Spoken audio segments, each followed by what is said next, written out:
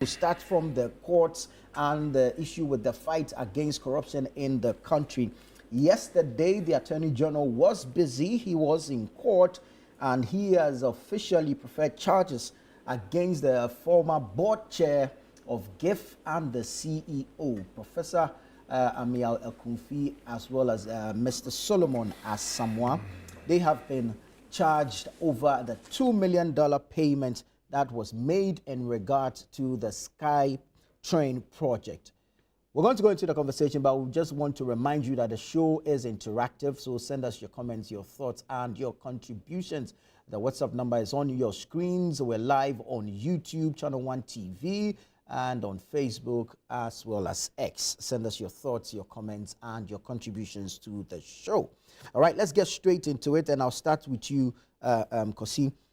Regarding the issue of the fight against corruption and the trajectory the Attorney General is on. Yesterday, he preferred charges officially against Professor Amial Ekunfi, who was board chair of GIF when that $2 million payment was made. The CEO of GIF then also is facing similar charges. He has been granted some 15 million Ghana cedis bail. Are we on the right path, or is this just the usual political charade? I like the way you ask whether it's just the usual political charade. Because clearly, if you listen to if we play back the election or the campaign period, you realize that the allegations against the previous government was largely about issues of corruption. And if you go back again to 2016 or 2015, thereabout, you see again the campaign was largely about corruption. So through the years, consistently, you realize that corruption wins elections. Yeah. The issues of corruption win elections. Now the question is, what they do about corruption when they come into government becomes another issue. So, Woyome, there was a song formulated by the opposition at the time, Woyome, Woyome. What's happened to Woyome's case? It was thrown out there. What's happened to Woyome's case? We haven't seen anything. PDS, issues came up. Everything went quiet. Then, recently, we've heard about Ken Oforiatta. Things seem to have gone down. ECG, we heard, cables here, cables there. Things seem to missing containers. Missing containers, everything. Now the story seems to be there. So, the Ghanaian populace is asking, where are all these issues? People win elections based on accusations of corruption. They come in, the initial things are to throw up stories out there immediately, say we are going to court, and they stay in court for the next 4 years. The next election comes and everything dies down. So it is important that the political elite in this country begin to ask questions of what they promise to the people and whether they wish to deliver them. Let's not go to court and simply come out somewhere along the line, administrative errors, blah, blah, and then the people are discharged or things never happen. So you realize that all through the democratic process since 1990, when we got into this Fourth Republic, cases have come up against the political elite consistently. What are the outcomes? How many of them have actually gone to jail or have been found guilty in cases? Is it a case where we are all becoming aware that it is scratch my back, let me scratch your back? And all of them have just become content and say, look, whatever happens the next 8 years, I'm coming to power, so let's not worry ourselves. Let's make some showmanship that we are trying each other. Let's do this. So the real issues are not what is being thrown out to us at the moment. It is what the outcomes will demonstrate. Whether truly people are guilty and whether they are going to face the consequences of their actions and inactions. And again, typically, last week, I think I remember, I said, look, Sedina Tamaklo, she's been found guilty. Former Maslok CEO. Exactly. What's happened to that? Why is the NDC not interested in bringing her to come and serve a term in jail? So these they should collaborate with the likes of Interpol. Important. You see, because if the president has come on the hype that, look, we are going to fight corruption, we are going to deal with it, one of the very first things I should see now is how to bring Sedina Tamaklo back to serve her term. Then it will send a clear message again to all government functionaries that, look, this government is not ready to tolerate issues of corruption. And then when you are dealing with the opposition... plea bargain And so perhaps the thinking is to prosecute the current ones, retrieve some of the monies, if not all, instead of looking for a jail term for someone who is not even within the No, so jurisdiction. what? But we haven't heard any mention of of that issue. I haven't heard any issue of mention of that issue. So, but there's a reason why there's a trial. The person ran away. The person was on the run and fled. That in itself, I believe, is a crime. So why are we pussyfooting with that one? And then we are eager to throw up things against the MPP alone, as if it's the MPP alone that's been found guilty. So for me, our politicians need to begin to demonstrate more sincerity in this process of fighting corruption. Again, if you read the newspapers of, I think, Monday, show that the Auditor General was retrieving some money from public servants generally, where over 30 billion or so was supposed to have been returned to government chest over a 3-year period. Again, how strongly are we pursuing these things? Are we, the public, look, public servants have a job for life, and they misconduct themselves all through, and nobody really fights that issue. So you see that there's a high demand for people to go into politics, and there's a high demand for people to go into public service, government sector, because people know that once they get in there, they have a job for life, and although they will complain that the salaries are not good, they will stay there and they will continue to make this bring this country down. So we need to move beyond the rhetorics and demonstrations that we are trying people. Trying is a separate. The issue is finding people guilty is more important, so that we can set clear examples for the people of Ghana, and then the people of Ghana can then say, oh, truly our governments are interested in fighting corruption. For me, that's where we need to look at the issues from. Very well. Honorable, $2 million of the taxpayers' money paid for no work done. Accused persons, as it is now, well, they've been charged, or we can call them as such, unable to account for this money. You think we should go ahead with this prosecution? You'd agree with the steps being taken by the Attorney General, won't you? Well, good morning, and thanks for having me here. Let me still wish some mothers a happy Mother's Day. I think it's a 1 week, 1 month duration for Mother's Day. And also to the fathers who are mothering their children. Not all fathers are able to do that, but some are doing it. So greetings to them. Listen, I think on a very personal note, I cry or weep because we color even transactional things as one,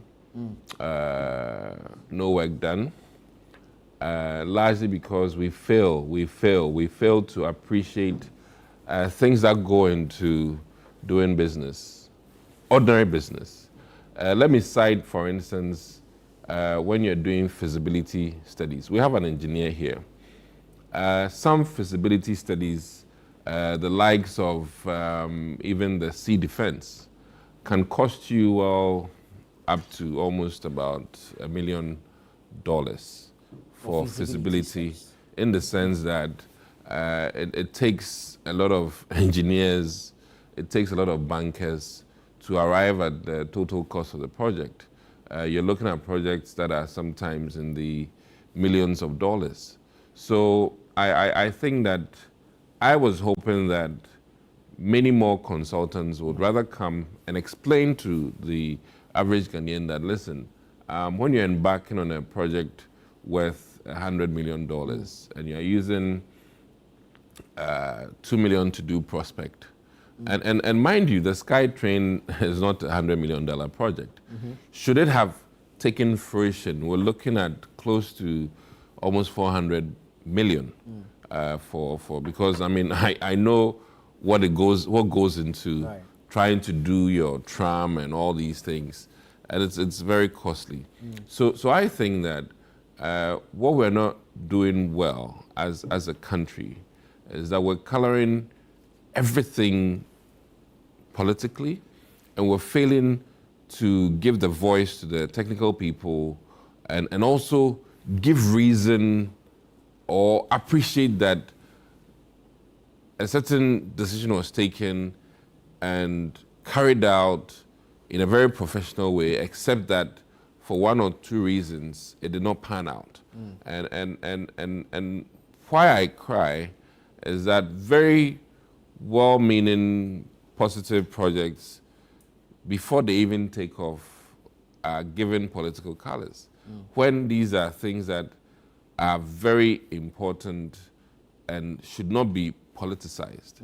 I say this with the greatest of respect to the ordinary Ghanaian, that sometimes you might think out of ignorance that some things are exorbitant, exaggerated, but when you go into the nitty-gritty, then you come to a realization that, oh, wait a minute. As he stated, Auditor General makes huge statements about government losses, only for you to realize that, oh, it is because the building is not completed, it is classified as a loss to the state. But the building actually is there, awaiting maybe water to be brought to it or electricity to be brought to it. So I find it very difficult sometimes, unfortunately, to use mediums to explain to the general public that in total sum, all is not lost. And I don't know in entirety what the $2 million was used for, but knowing how we spend money on prospecting, even in the oil industry, it's even worse. Yeah. $2 million is chicken change. Yeah. You know, to do prospecting in the oil industry, in the sense that you hit many wells that are empty, you know, only to really then find one.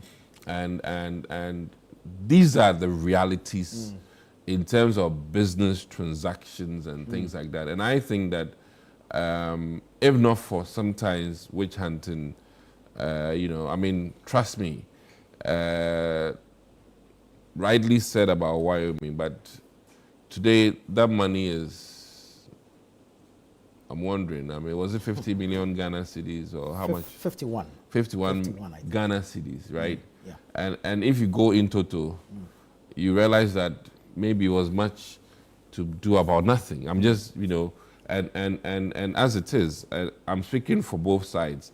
I thought it was the most ridiculous thing to talk about a Ford Explorer being gifted to a president who, forgive me, could have bought that for 3 of his friends. I mean, you know, so to make noise about the president being influenced by, as it is, a Ford Explorer. I mean, I think that those are some of the unfortunate bits in our political discourse. And if we can be very objective, then we would realize that truly, I mean, today, as we sit here, the Americans are discussing, I think, is it an F-17 or so? Which 747. 747, which is being gifted to Donald Trump. Yeah. And let me From Qatar. Let me be very candid with Ghanaians that as for America, even a pen that you get in the office as a president, when you are leaving, you cannot take it with you. You understand? So getting a gift as an American president is not like the Ghanaian president, quote unquote. But it's interesting that they are making a fuss about it because they feel that it will influence his decisions during his presidency. Okay, but let's ask ourselves even that other question. He has Air Force One, he has all these things, which per their protocols, he can't be using this new airplane like it's his own thing, you understand? So they're rejected. So, well, I mean, listen, that is up to them. But I'm just making a case that sometimes we blow some things really out of proportion. If I go by what you're saying, then there shouldn't be a problem. The good old prof should go through the system and show proof of work. My concern is calling, I mean, like, first of all, it as no work done. that is one major issue I have. Yeah. And then must all of these necessarily go to court? Or shall we have appropriate bodies that can actually tell you that, listen, Attorney General, in fact, this 2 million, when we go into the nitty-gritty, is actually far less than what was needed for feasibility, prospecting, and the kind of expertise you need to pay to have their buy-in to even get started. You understand? I mean, I remember Ghana Airways when they had to create an escrow account for even to start to talk to investors. You understand? And that was a huge problem during the Kufuor era. So it so happens that a lot of our experts in this country are probably not well equipped. And I'll say this very boldly because I've sat in some classes where you clearly know that the Ghanaian expert on that topic is not a practical expert. And I say this with the greatest of respect. I mean, listen, just as Bill Gates entered Harvard and realized that the professors of computing had no clue as to the depth of his knowledge and skill about microprocessing and all of that. So forgive me. There comes a time when you are professor of iron rods, but the advanced technology that somebody has brought makes your professorial knowledge about iron rods so little. And that is what I'm talking about, in the sense that I have people who literally teach physics and are clueless as to things that are very practical. I mean, we all studied here and left the shores only for us to realize that, hey, the man that wrote this book is actually alive, and this is him in person. I mean, when you see Stigler and you see, these people who are in books and you think they are dead, and you get there and you're like, hey, this man is lecturing, he's alive. And, it makes it a whole different thing. Very well. So my concluding thing is that, one, in other jurisdictions, one, the body that handles these investigations, like the FBI, are not too political, and they are consistent over the years. So if the federal guys are after you, it's not NDC MPP. And I think that is another aspect that we need to look at. If this were to have been an IOCO prosecution or an OSP prosecution, would you have said same? Unfortunately, IOCO now has been tainted. And unfortunately, they need to repackage, rebrand themselves as a non-political entity. And I think that when they do that, invariably, a lot of us will be more comfortable when we hear that IOCO is, examining something, and you not see the case go to court because the appropriate checks and balances that even the person accusing has to do has been done. It shouldn't be the case that all of us, any of us, can be just accused and reputation damaged, by virtue of the fact that somebody failed to do their homework. Listen, some of my colleagues have been called into even IOCO only for them to realize that IOCO, the people were clueless and they were calling the wrong people about, quote unquote, the crime. And this is the problem I have, that we need to have, one, very skilled professional people who then can accept the fact that, listen, to do a sea defense contract, this is on the market. The amount of monies that are needed for feasibility. And for that matter, if somebody has quoted 1 million or 100 million for feasibility, the money is big, but for that project, which is maybe $1 billion project, $2 million chicken change is, in relative terms. Yeah. So I beg to differ with the Attorney General, and I think that some of these things do not necessarily need a court hearing, but rather the Attorney General's office need people who are equipped, very knowledgeable in that aspect. And Attorney General, forgive me, he has his expertise in terms of his legal prowess, but business transactions are also somebody's expertise. And I hope they are recruiting, top class business deal makers who can then educate, the office that, listen, for this project to even meet the authorities on SkyTrain, this is the what you call it, registration fee, Right. And for that matter, the noise should be brought down. Thank you, Hamza. Let me come to you. Honorable has drawn our attention to what could go into the prelims, if I can put it that way, and how much money could go into it. I believe that these two persons must have been invited by the Attorney General when he had suspicion of some corruption or corruption-related activity having taken place regarding the Sky Train project. If they had been able to give an account of what the money had been used for, perhaps we wouldn't have been where we are today. Nana, good morning to you, my colleagues in the studio, and our cherished viewers out there. But even before I delve into the substantive issue, permit me to use this reputable organization to draw attention to this unfortunate development on our streets, major capital streets, especially regional capitals. I'm even talking about the litany of children we have on the streets of Accra, Tamale, and Kumasi, engaged in all kinds of things, begging to be precise. And it appears that our authorities are silent about it. And my information is that in most cases, they are actually even now being imported from neighboring countries to engage in that trade, whilst their sponsors lie at home and expose these children to all the vagaries of the weather and to the accidents on our roads.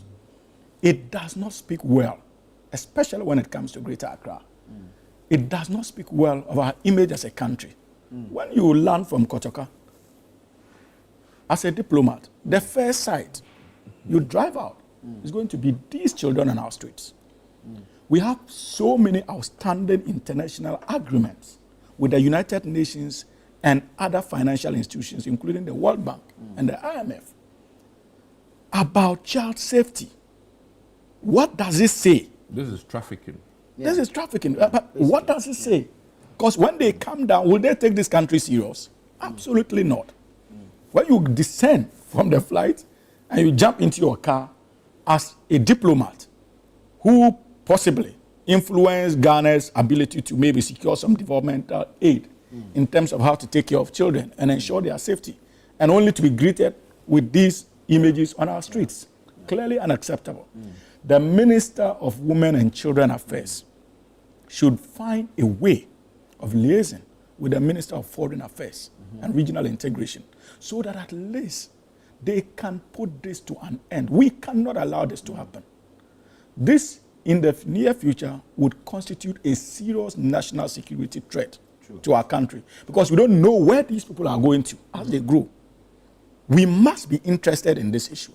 It's not good for the image of our country, and it does not speak well of our commitment to child protection measures. True. And so I hope that our authorities are listening. I have made it my point. Any platform I go to, I've made it a point that wherever I go to, the first thing I would have to talk about is to bring attention of our policymakers. A similar call was made by Bernard Adler and his team on the City Breakfast Show on 97. Yes, I think that. Some level of response was received, but I think we need to follow up. Yes, they must be cleared off the streets. The Minister of Foreign Affairs, the Minister of Women and Children Affairs must engage the Minister of Foreign Affairs. And indeed, His Excellency President Mahama must be interested in this issue, because we cannot allow that to continue. True. We must sweep our streets clean. We must get the children out of the streets. It's clearly unacceptable. I'm sure all of us around the table will agree to this. Yes. Nana, now to the issue before us. The SkyTrain project. Yes. But I listened to my senior comrade, and permit me to share some perspectives on his position. Democracy is a very costly enterprise. And we have gone through a lot to secure this democracy of ours since '92. We must all be careful, not just politicians in terms of their conduct in public offices. Even those of us who run commentary on national issues must do so being mindful of the responsibility entrusted on all of us to protect our democratic gains and ensure that we make amends where we need to make amends. Our commentary must not seek to incite the public to begin to have questions about the viability of democracy, because the alternative is scary. Many have lived through military regimes. We all know the cost of military regimes. So we must be careful in terms of our commentary.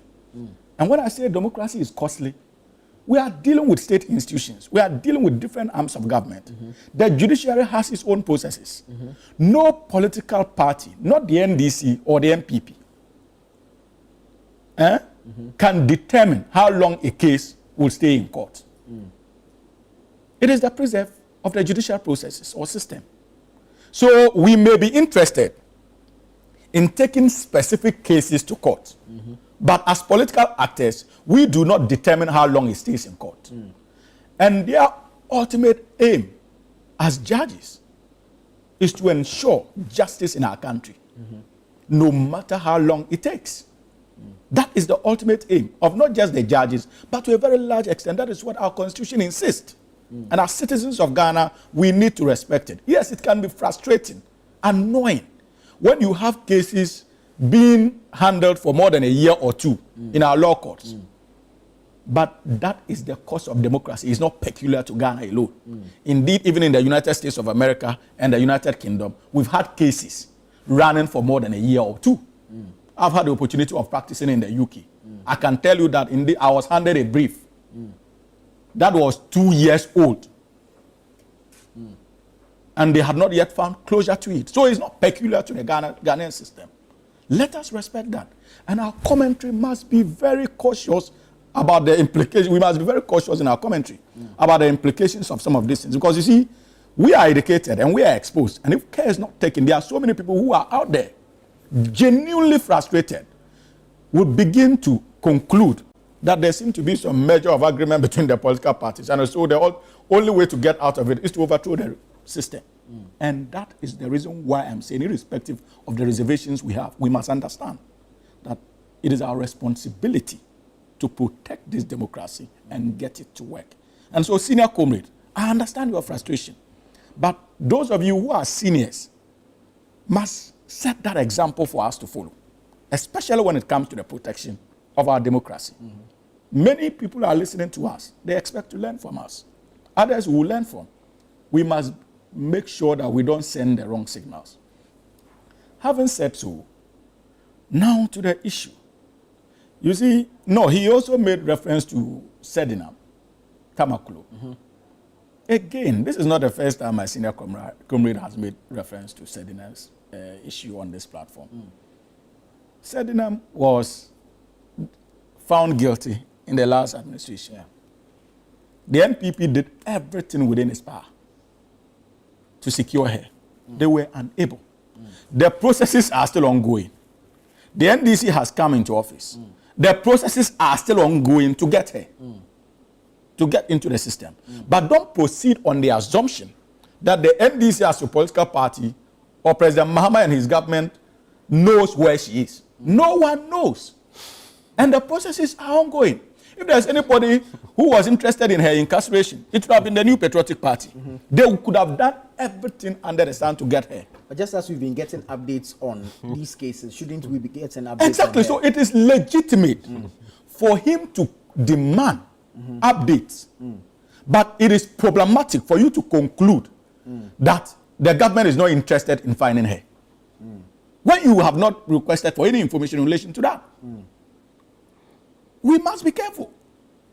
And for me, that is my disappointment. Very well. Because nobody has told you that the processes are stopped. In any case, if you are thinking that the NDC is not interested in bringing her, the party that was interested in bringing her couldn't find her. That is the MPP. If they couldn't find her, why is it so difficult for you to believe that even an NDC administration, she's not yet been found? But it doesn't mean that the government is not looking for her. I don't think that's your position, is it? You are asking that Nana. you get updates regarding Exactly. this matter. So we know. Look, where we listen. are I told you, I regarding gave you the the perspective. I said that this is not the first time he has made reference to that point. Indeed. He sought to create the impression that the party or government is not interested in pursuing her. When you do not have that information, and that they only appear to be interested in pursuing the former government officials. And that is where my point is coming in from. That's why I had to make the point that, look, this is a problematic conclusion. Because you have not sought for information. And if you have not sought for information, you cannot proceed on the basis of your own assumptions to conclude that the government is not interested in her, but interested in the former government appointees. That is unacceptable. Ask for information, and I'm pretty much convinced that information will be provided to you. Now, when it comes to the issue before us, you see, I respect the office of the AG. And Honorable Kisi, when you look at how it works, we have all kinds of specialized people at the AG's department. Not all of them are lawyers, to begin with. And so there are civil servants who are qualified in diverse fields, including commerce, business negotiations, and stuff like that. So we have the personnel. And trust me, even IOCO has such personnel. So, and the investigations were carried out by IOCO. They would have dotted the I's and crossed all the T's before even the docket was forwarded to the AG's department. Their investigative report, outcome of those investigations. So it is not as if we do not have the expertise. But I am not really so much moved about the amounts involved. I'm interested in the signals that as a state we are sending to our citizens out there. Largely because whichever way you look at it, and possibly that was why my senior comrade went on the tangent he went. Ghanaians are getting disappointed. You cannot max that under any form when it comes to our commitment to issues of accountability and transparency as politicians. They are getting disappointed. So we must be willing to communicate to them that even if a dime of the taxpayers' money goes down the drain, a government that they have elected will be interested in retrieving that amount of money and punishing anybody found culpable as far as our laws are concerned. In any case, that was the promise of the National Democratic Congress in opposition. At a point like he indicated, we used to wake up to daily incidents of corruption allegations in the country. The people were frustrated. They were fed up. It was only fair for the opposition then to make a commitment that, look, when we come into office, we ensure that there's accountability and we hold people accountable. That is what Ghanaians needed, or that was what they needed at the time. And I still believe that they still need it, even now. So whatever this government is doing is in line first with our constitutional dictates to ensure accountability and to a very large extent fulfillment of a promise made to the good people of this country to hold appointees of the last administration accountable.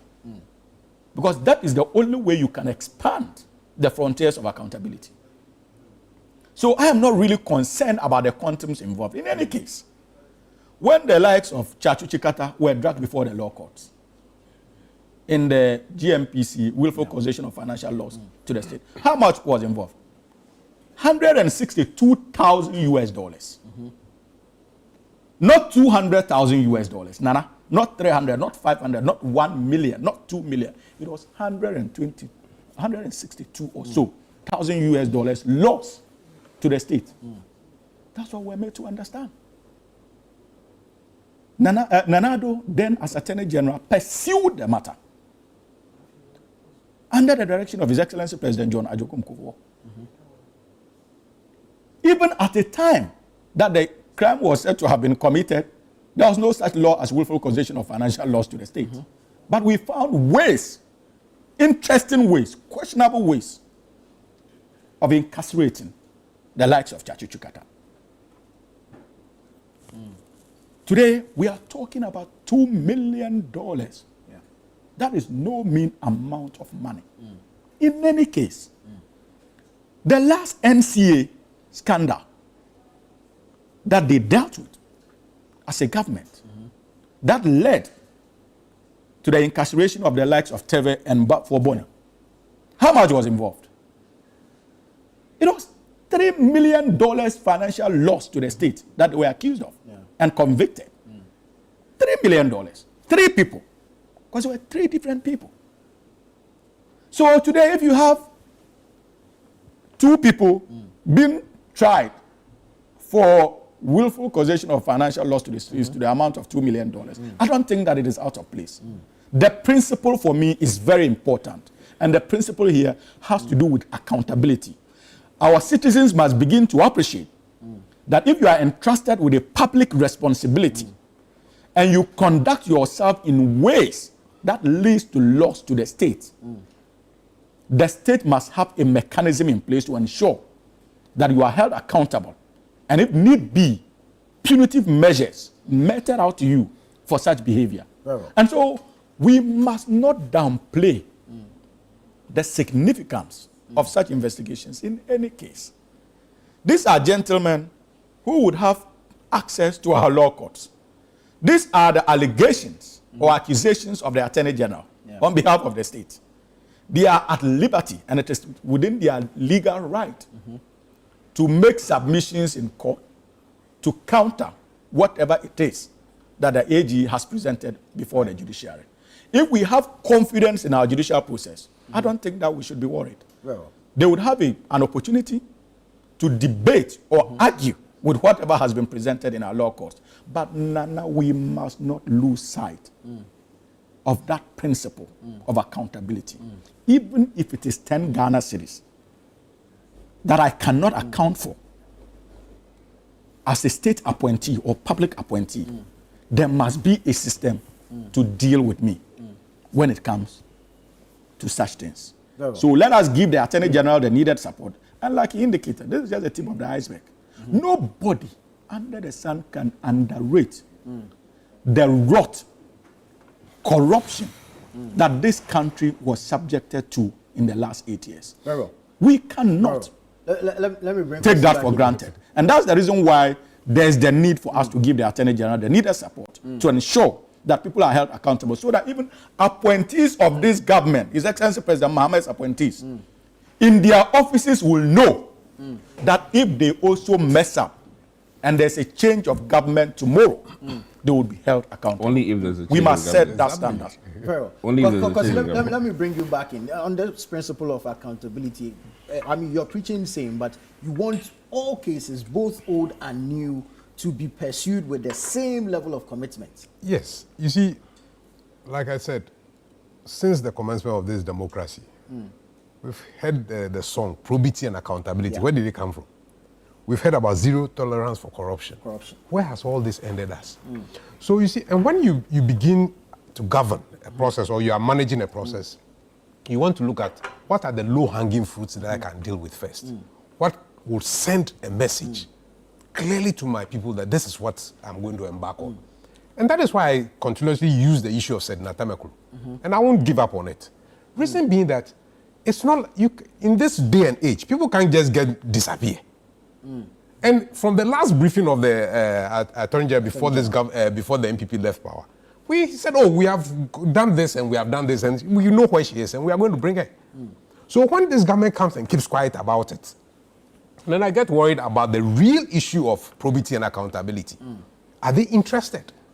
Because these are low-hanging fruits. Exactly, or are they picking and choosing? These are low-hanging fruits. Look, when she left through the borders of this country, there are documents to trace where she flew to. There are flight manifests. So to make it look as if it's something that we cannot trace, I mean, beats all imagination. That's why I want to say these are low-hanging fruits. Let's deal with them first. Quickly, update the people. This is where we are. This is where she is. We have located the FBI or whichever country she is. We have sent the necessary information. She will be brought back. Nothing is said about it. And then we are dealing with all these other. On the issue of trying to incite the public, we are not inciting the public. And let the political elites not make it sound as if democracy is an end in itself. Democracy is a means to deliver public good. So when the democracy has been hijacked by the political elites onto themselves to enrich themselves, then the public have a right to question it. I And these are the things that we must be aware of. Look, history has taught us about revolutions that have gone all over the world. Simply because a few people have hijacked the politics onto themselves. And these are things that we must also be minded of. So my speaking to it is to caution the political elite in this country that the people of this country are becoming gradually aware of the games that they are playing with us. And that we should not take it lightly, and that we should not sit there and simply make it look at, it's time to just change up, pass the baton, let me also do my bit, and then you come and also do your bit. On of your reservations. Let me, with a, there's something I need to put out, okay? First thing, Ghana is a country that needs development, and I argue that there are fewer politicians than the general population. And we are over 33 million people. I don't think the political class would even sum up to 2 million. No. That's my argument. Now, one thing I think the ordinary Ghanaian has failed to appreciate that in many developed countries, it's private enterprise that leads. I mean, I'm here worshipping Warren Buffett because he runs the energy system for many states in America. And that's Warren Buffett. It's not the government. And Bill Gates is giving out several millions of dollars for polio.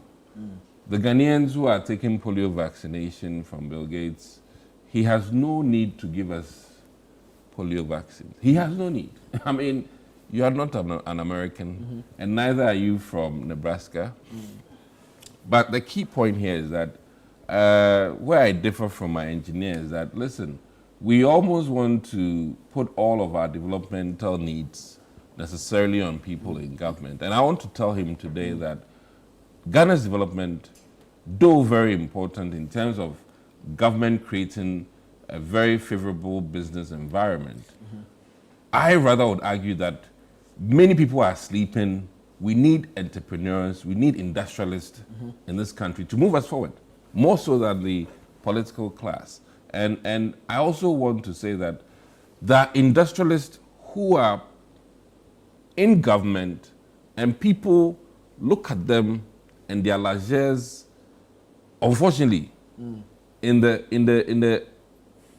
with the perception that their largesse are largely due to just politics. And I want to be a bit difficult this morning that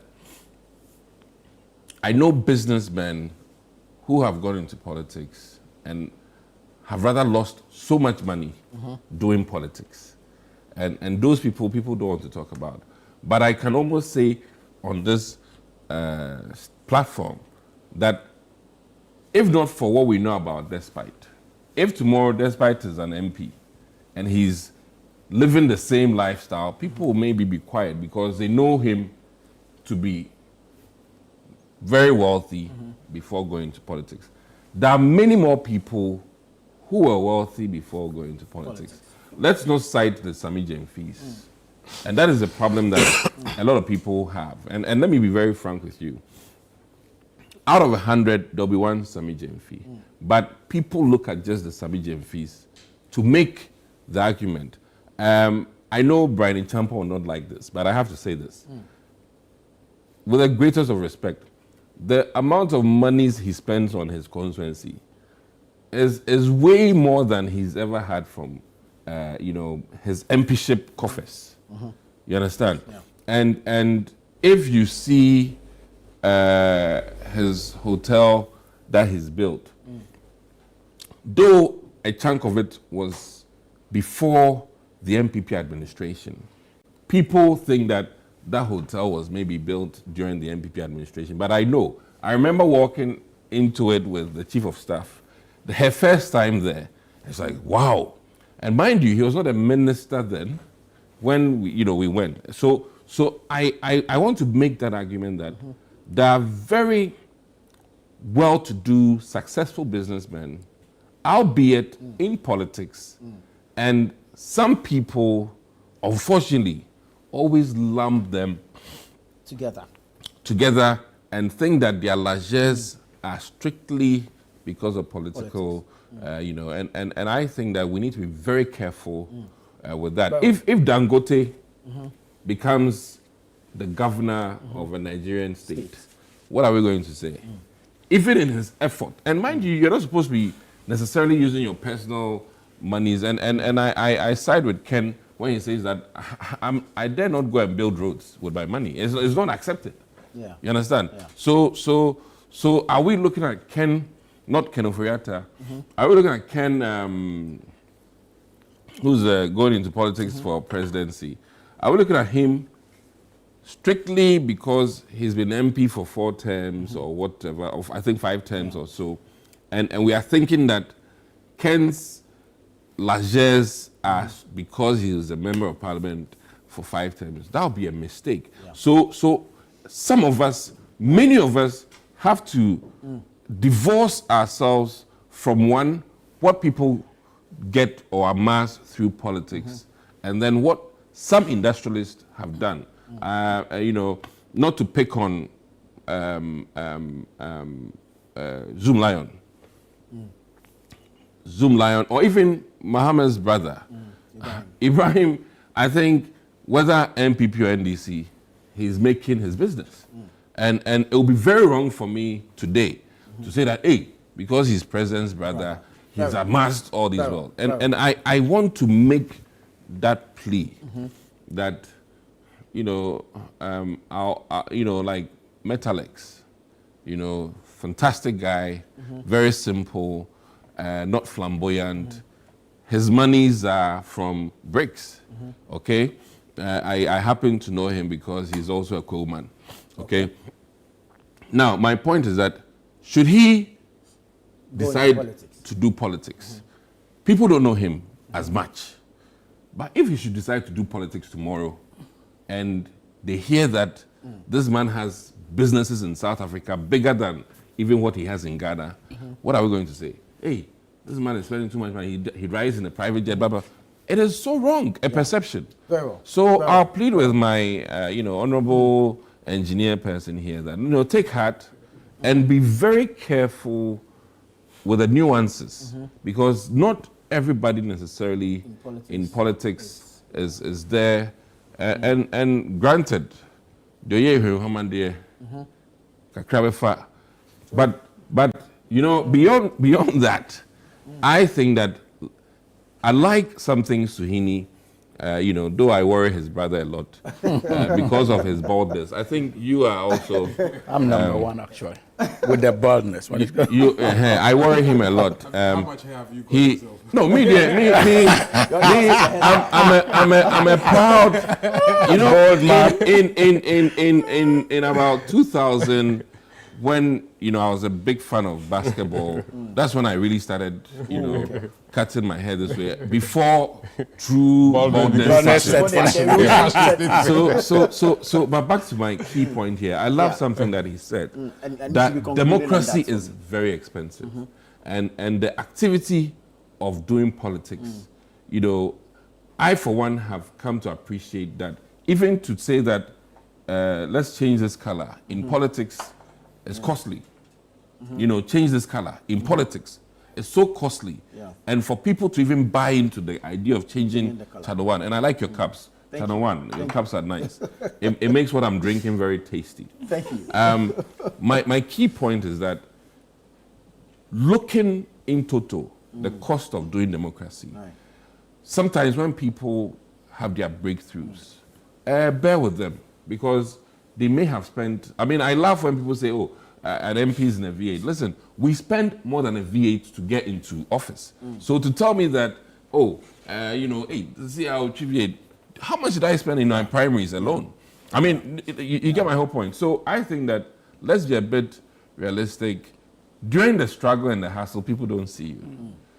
And they don't see how much you are pumping into this bottomless pit of politics. And let me even add that now that I'm senior prefect in former MPs, if I tell you the cost I'm having to bear, even being out of office and out of power and out of government, if tomorrow I get an office that sort of, replenishes all the several fallow years. And you say that way. And I always liken it to Holyfield and this stubborn boy, the boxer. Mayweather. Listen, this guy runs, trains, 18 months, get one match, $2 million, and I'm upset. No. The 18 months of practice and training and beatings, I was not there. You understand? So if that one match, he hits his $2 million, Basa, think about the what he had to go through 2 years of no payment. Very well. So these are my thoughts about this thing. You understand? I partly agree with Honorable, but you see, I took note of the political jibes that he decided to throw at our most revered, respected, honored soldier of our party, our National Communications Officer, who is currently the Chief Executive Officer We'll get there. of the Gold Board. You see, unless, of course, but I need to respond to that briefly. Unless, of course, you don't know the personality of Sammy Gyamfi. Indeed, one of their own spokespersons has indicated on live TV, yes, that even in opposition, when they were in government and he was traveling with the likes of Hobson Odoi, they were in an economy class. Sammy Gyamfi, even in opposition, was seated in business class. So let us not seek to create an impression in our bid to look for equals from the NDC to match with the likes of Eugene Ahin, who suddenly became rich overnight. That even led to a serious intramarital conflict between him and the wife. But are you also saying that when Eugene was I was quiet. He was an economy. No, yeah, I mean, I was quiet. Eugene was also not an economy. Honorable. In opposition. When you mentioned Sammy, no matter how discomforting it felt, I need to just clarify I kept that. quiet. But you see, I needed to set the basis. A number of them. You went, I can imagine, maybe your appetite, or you are leaning towards Honorable Brana Champong in terms of your presidential primary. So, on one breath, I wanted to let go of the. I wanted to let go. I thought I mentioned both Ken and Brian here. I'll get there. I'll get there. On one breath, I wanted to let that go. But you see, no, I'm not. You see, for some strange reason, why are we trying to give an impression that Brian, for some strange reason, fell onto our shores as a rich man? We all know his history. Most of the things that made Brian were government contracts awarded to him. Okay. Not just under NPP, but to some extent even under NDC. So why are we pretending? Let us not create the impression. Let's move on. As though that whatever he earned has nothing to do with politics. Indeed, it was largely influenced by politics. It was just an example he cited. No, you see, but I also have to respond to that. Especially when you start to create an impression. When you start to create an impression that a young man like Sammy Gyamfi, please, you don't determine. We'll get to the Sammy Gyamfi. Are you going to let me flow? We'll get to the No, Nana, when he was speaking, please, you listen to him. You didn't tell him to stop, we'll get to Sammy Gyamfi. Did you? It was just let us be fair. You in see, passing. No, so I'm also doing it in Now passing. you're doing You people don't want me to talk about it. You are rather, if You don't want me to talk about blowing it. it up. I'm not just talking about Sammy alone. I'm talking about people within the NPP that you could have comfortably made reference to in terms of if you the questionable wealth that they've got. No, but Sammy is far from that category. Very well. Whatever you are doing is influenced by your partisanship. And I can understand that. I'm sure we'll get to the substantive issue regarding Sammy. But until that, Nana, you've already entered. I agree with you when you also decided to extend the caution to our senior comrade about the volatility of our democracy and the need for us to all act as agents in our bid to protect same. Right. But it doesn't also mean that because you have suffered to become a member of parliament, when you win political power, you must recoup your investments. For many of us in the National Democratic Congress, I say replenish. Yes, you must not. That's not what it means. For many of us in the National Democratic Congress, occupying political office must be service to the people. It is not about our own personal benefits. It is about legacy. It is about what we can leave behind even long after we are gone. The kind of sacrifices the likes of Kwame Nkrumah made for this country, that must be our motivation. Hamza, So I hate to do this to you. No, but please hold your thoughts. Let me take a quick break. I'll come back to you. Let me take a quick break here. This is Breakfast Daily here on Channel One Television. Stay with us. It's getting very, very interesting. So just stay with us. We'll be right back. Always good to have you. Grateful that you stayed on with us. This is the news review segment here on Breakfast Daily live on Channel One Television. Hamza Suhini had the floor before that break. I had to cut into your submission. So please. Yes, so Nana, briefly, you see, so it's not about replenishing your losses as a politician. For many of us in the National Democratic Congress, if you look at the history of our formation, it was built around two pillars of probity and accountability. And even if we fall short of those principles, we subject ourselves to the law.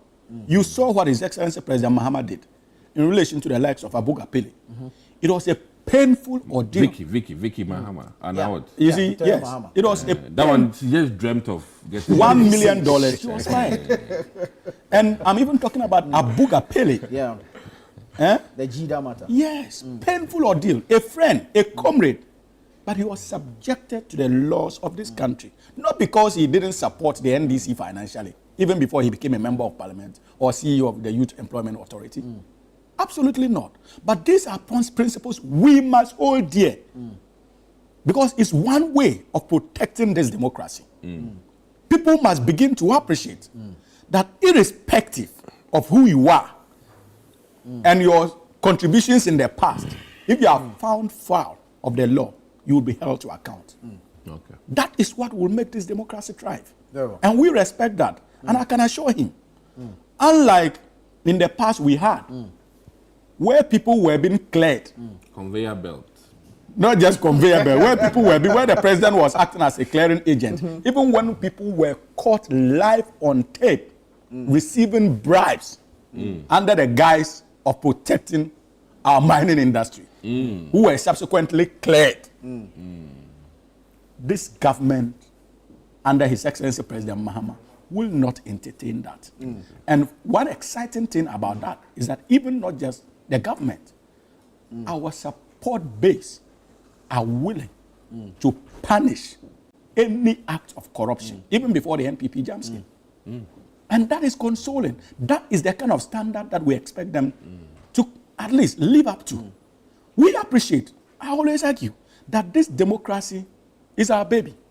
And we'll do everything within our rights as a political party to protect it. Because when we moved into democracy, the NDC indicated that unlike the attempts or romance with democracy in the past, this will survive. And we have so far ensured that it has survived.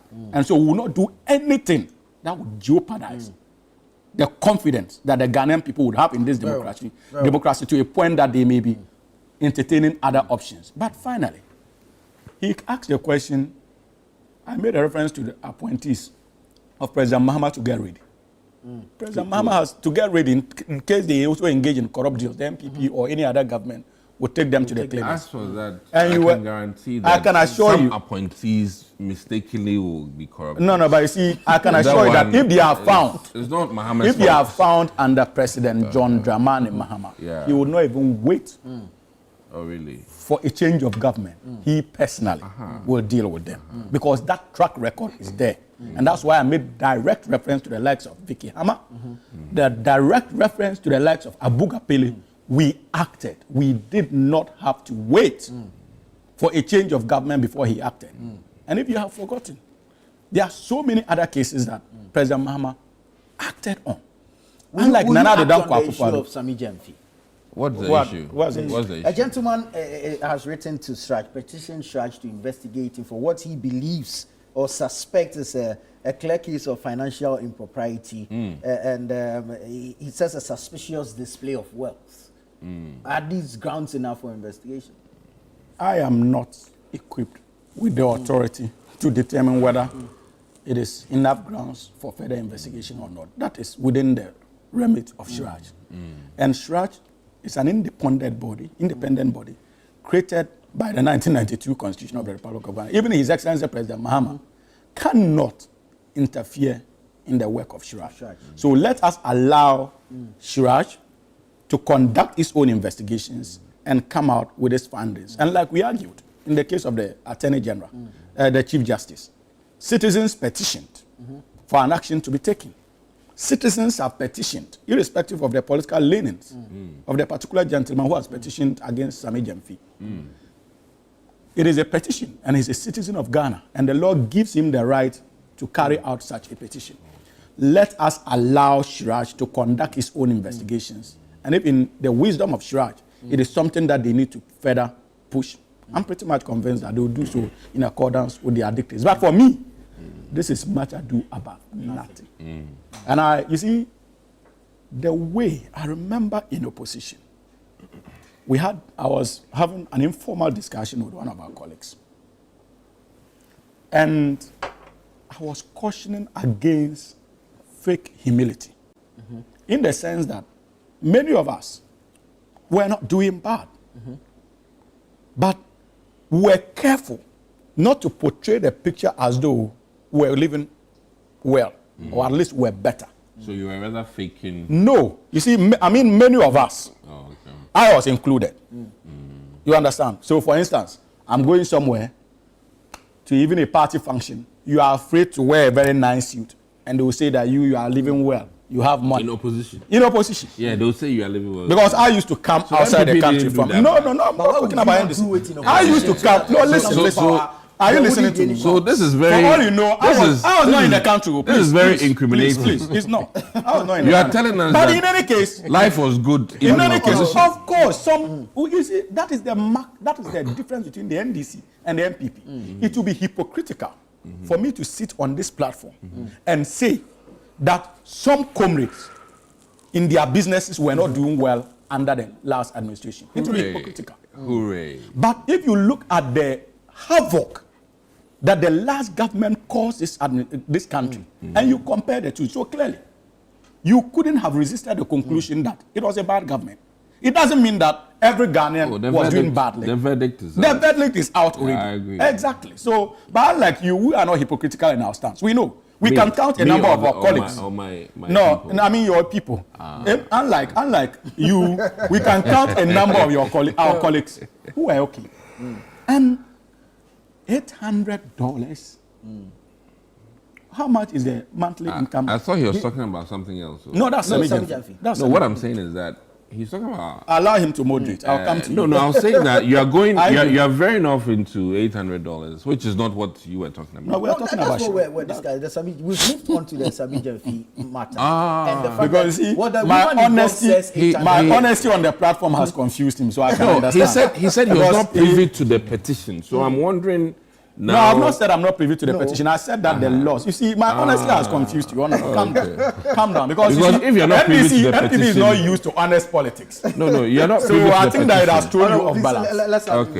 I've not said anywhere that I'm not privy to the petition. $800. I'm just telling you that it is the law. Okay. That is what we have been told. The woman has returned the money. You see, but you see, Nana. She said she will. Nana. I listened to the NPP. And I was reminded of the story of Joseph in the Bible. Potiphar's wife, remember? You remember? Yeah. I think in Genesis or so, I'm not a Christian, so if I'm getting it wrong, I think Genesis 39, thereabout. You see, where Potiphar's wife... It's honorable reactions from you. No, he knows where I'm going. That's why he's reacting that way. I want to look and give him the... You know, I don't want to do that psalm thing that happened to one of my members. You see? He said a psalm that was not in psalm. So I want to... I'm very meticulous. I'm quite sure about what I'm saying. Yeah. I think it's in Genesis. I'll give you the... Yes. Carry on. I think 39 thereabout. Potiphar's wife decided to throw all kinds of things against Joseph. Simply 39. because... Genesis 39. You see? I've given it to you. NDC, we know what we talk about. Very well. You see, she decided to throw all kinds of debts on Joseph. You largely because what she wanted, Joseph denied her. And so for her, it was an opportune time to seek for her pound of flesh, because that was the only way, in her judgment, to restore her dignity after she was rejected by Joseph. You were there. That is the state, according to the Bible. Your pastors quote it daily. You are a Christian, I'm not one. Please go on. Please go on. That is the state we find ourselves when dealing with the Sammy Gyamfi issue. The NPP has simply reached a stage in life where they feel that their loss of the last election was largely instigated, influenced, and driven by the likes of Sammy Gyamfi, Esquire.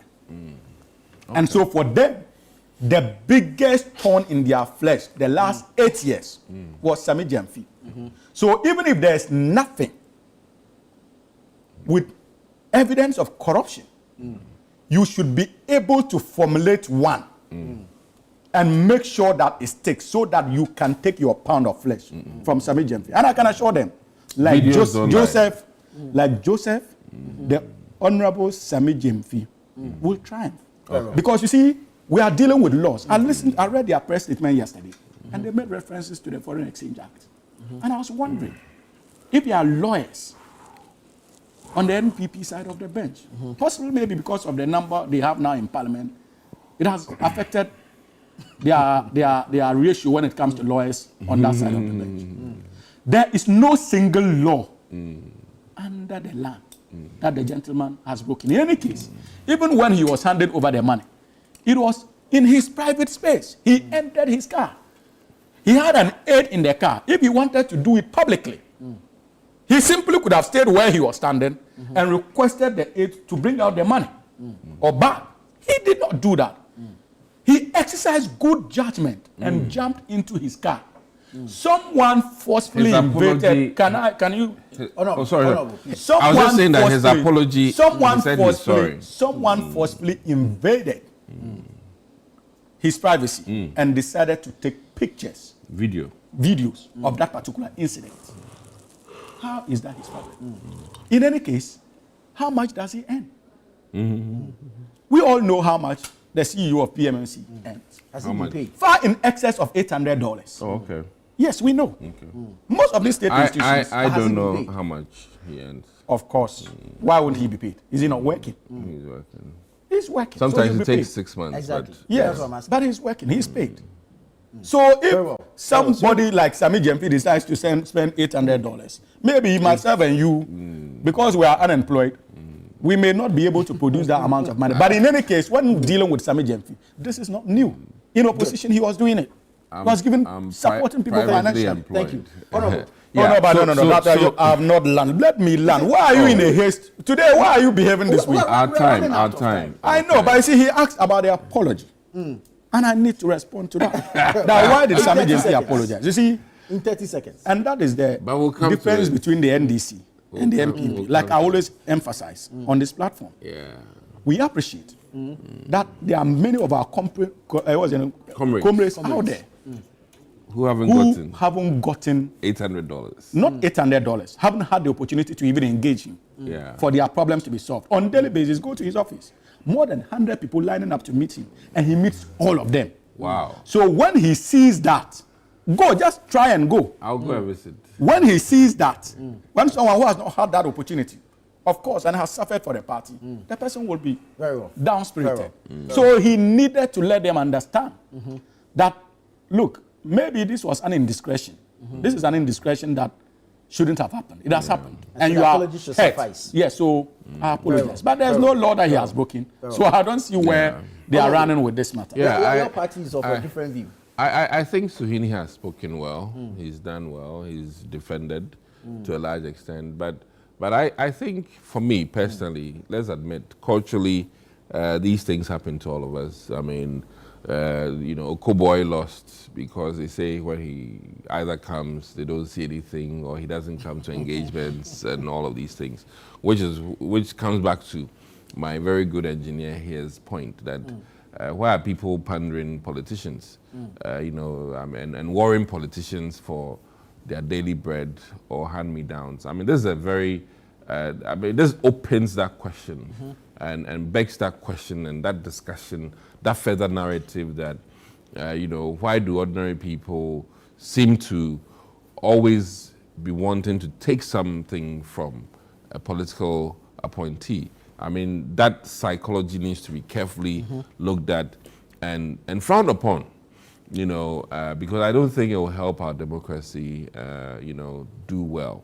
But, one thing that the NDC needs to be particularly mindful of is the fact that it is really about perception, and the fact that the narrative is about the individual who did what he did, in the sense that he has screamed about many people who in this country, though we earn and use cedis, whereas it is under the MPP administration, flaunting cash and things like that. And that is where this whole thing is about, that, hey, this Abrantia who was blasting, former MPP appointees about their, birthday party, bonanzas and things like that, now he is seen doing same. So if you called others out in the previous administration, what has changed? That is what people are like asking. It's almost like your man of God, castigating people about adultery, only for you to see him at a hotel with a girl, and then you're wondering, hey, are you exorcising this woman or actually enjoying her? So that is what is the issue, really. And I think that, listen, I mean, we give out, all politicians do, but this is one guy who was literally bastardizing it when we were in power. So what has changed? I mean, that is the real question, and admittedly, I think that it is now very clear that what was not good under the MPP now is okay, based on what I'm hearing today. And for that matter, are you likening it to what happened under MPP? If I'm not mistaken, Sammy Gyamfi talked. I mean, he was one of the biggest persons to talk about Cecilia Dapa's money. Are you comparing the two, like, seriously? Can I land? Okay. My point is that the way and manner He went at it in terms of dollars and people having it even in their house or whatever, I thought he'll be walking around with just CDs to begin with, and I thought that he would dole out, if anything, CDs, not dollars. And it's not about the act, but the person in question, who, as it is, felt that people were doing wrong, doing the same thing. That is what is funny. The perception is very interesting, and is literally a Kamarish thing. Kama is a bitch, and it has gotten him, and that is why there's an uproar and plenty talk. If it was, I mean, I don't think I've seen Ibrahim Muhammad programs. He gives, but Ibrahim Muhammad did not chastise any of us for giving during the MPP administration. So these are the points. So I think that what we are telling Ghanaians in simple terms is that finally the NDC is doing some of the things that the MPP was doing that people thought was not acceptable, and for that matter, I can even cite many instances where, and I'll be very categorical here. Okujato Ablakwa, for instance, was a proponent of what you call state of emergency with regards to Galamsey. And about 3 weeks ago, I watched him in his 3-piece suit, now being rather not a proponent of emergency state with regards to the same mining. What has changed? So clearly, I think that what is important for Ghanaians is that, listen, the same people who were in opposition and making all kinds of damning statements about governance and government, now in power, are saying a whole host of different things in line with what we were doing as the MPP. And if you remember, how we talked about gold reserves and its importance to the value of the cedi. Now, it seems like it's a no-brainer. The NDC is now even a preacher of that. And I just want Ghanaians to know that, you know, these guys have not been consistent in some of the things they've said. I mean, those are my key points. So quickly in relation to Sammy Gyamfi's issue, like Suhini has said, clearly no law may have been broken. But if we agree that the purpose of leadership is to guide people in how to conduct it and how things should be done, then we should be looking at it and saying, is what he did proper? Is that good leadership? Those are some of the questions we need to. Let us also remember that I have spoken largely about the issue of politics of patronage, where our politicians gladly feed onto the system where they must give and people must vote for them. And therefore, the populace now thinks that every politician must give them money or must do something for them. And our politicians are consistently feeding into that.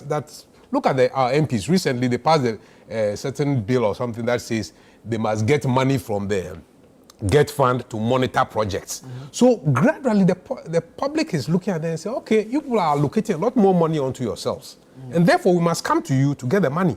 So our politicians are consistently creating the system of politics and feeding into it so that you have a few people, and that is why I keep saying that the politics in this country at the moment, or the democracy, is delivering to the political elite. And that is dangerous for this country. Now, if you look at Sammy Gyamfi's conduct, you also want to look at the fact that a few years ago, Kujeto Ablakwa lost money in his car boot. This was $12,000. It was CDs. It was CDs. It was CDs. I remember. Equivalent of $12,000. Okay, I won't. I don't know. But you see, then Washington Bay incident. You even remember the Washington Bay incident. No, but you see, That's not even accurate. but you see, what we need to keep looking at is that there's a consistent behavior of our politicians moving around with hordes of cash in their vehicle. Really? That is it. I have nothing in my car. Even under the MPP. I have nothing in my car. You have nothing in my car. Look, even under the MPP, we all heard stories about how people Now had it's dollars. Now it's Momo. Yeah, but they used to move. They had I know. They used to move with so much dish money. it out to you. Under Nanado and Dr. Mahmoud Bawumia. So you see, Trust me. we need. You see, the leadership we are providing to the people must tell us where we are leading this country. Very soon, people will now begin to say, "Oh, okay, so politicians move on. So anywhere we see them, we must ask for money." That, for me, is the image that is dangerous. That's why the reset is important. And so when you are resetting, possibly Sammy Gyamfi must be your first example. That's not true. On what basis? You see, I'm looking leadership. I'm not On saying what this. basis? Though. I'm not saying this. On what basis? Because, look, if you look at the code of ethics, it applies largely to ministers.